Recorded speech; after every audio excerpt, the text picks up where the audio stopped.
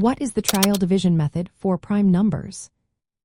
Imagine trying to find out if a number is prime without guessing or using complicated tools.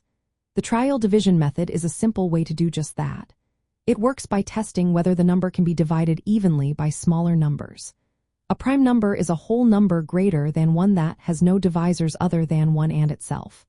To check if a number is prime using trial division, you start by dividing it by 2. If it divides evenly, then the number is not prime. If not, you move on to 3, then 4, and so on. But here is the trick. You only need to test divisors up to the square root of the number. Why up to the square root? Because if a larger number divides evenly into your number, it must be paired with a smaller one. For example, if you want to check if 37 is prime, you only need to test divisibility by numbers up to about 6. That is because 6 times 6 is 36, which is just less than 37. If none of these smaller numbers divide evenly into 37, then 37 must be prime. The process is straightforward. Take your number and check if it is divisible by 2. If it is not prime.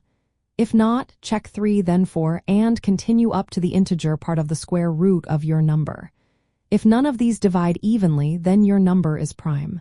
If any do, it is composite, meaning it is not prime.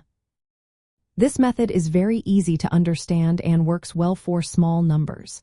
It can also be used to find prime factors by dividing the number repeatedly by the smallest prime you find during the process. For example, if you find that 2 divides your number, you can divide it out and then test the quotient again. This way, you break down the number into its prime components. While trial division is simple and effective for small numbers, it becomes slow for very large numbers. Still, it is a fundamental method in number theory because it helps us understand the building blocks of all numbers, primes. It shows how every number can be broken down into prime factors, which are like the basic atoms of the number system. In essence, the trial division method is a way to test if a number is prime by checking divisibility up to its square root.